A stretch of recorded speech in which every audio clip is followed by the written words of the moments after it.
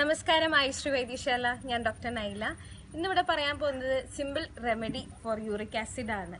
എൻ്റെ ഹോസ്പിറ്റലിൽ bone setting ചികിത്സയ്ക്ക് വരുന്ന മിക്ക രോഗികൾക്കും കണ്ടുവരുന്ന ഒരു ഡിസീസ് തന്നെ ഇപ്പോൾ പറയാൻ പറ്റും. യൂറിക് ആസിഡ് കൊണ്ട് വരുന്നതാണ്. സന്ധികളിൽ വേദന എന്ന് പറഞ്ഞവർ വരുമ്പോഴും അവർക്ക് അറിയുന്നില്ല ഇത് എന്തുകൊണ്ടാണെന്നുള്ളത്.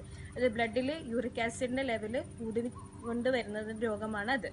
അപ്പോൾ അതിന് നമുക്ക് സിമ്പിളായിട്ട് നമുക്ക് വീട്ടിൽ തന്നെ ചെയ്യാൻ പറ്റുന്ന റെമഡി ഉണ്ട്. അതിന് നമുക്ക് വേണ്ടത് ഒരു പച്ച പപ്പായയാണ്. പപ്പായ എങ്ങനെയുള്ളതായിരിക്കണം എന്ന് വെച്ചാൽ കുരു ഉള്ളതായിരിക്കണം.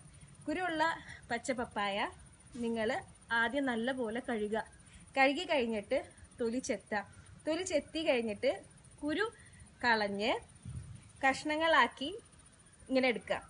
പക്ഷെ കഷ്ണങ്ങളാക്കിയതിന് ശേഷം നിങ്ങൾ ഒരിക്കലും ഇത് കഴുകരുത്. കഴുകി കഴിഞ്ഞാൽ ഇതിൻ്റെ പപ്പായയുടെ ഔഷധ മൂല്യം പോകുന്നതായിരിക്കും.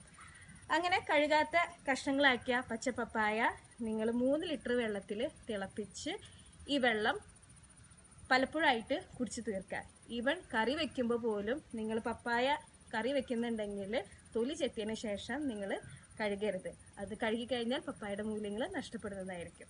അപ്പോൾ ഇങ്ങനെ ഈ വെള്ളം തിളപ്പിച്ച് കുടിച്ചു കഴിഞ്ഞിട്ടുണ്ടെങ്കിൽ തീർച്ചയായും ഒരാഴ്ചക്കുള്ളിൽ നിങ്ങൾക്ക് അതിൻ്റെ വ്യത്യാസം കാണാം. യൂറിക് ആസിഡിൻ്റെ ലെവല് വളരെയധികം കുറഞ്ഞതായിട്ട് നിങ്ങൾക്ക് കണ്ടെത്താം. Thank you.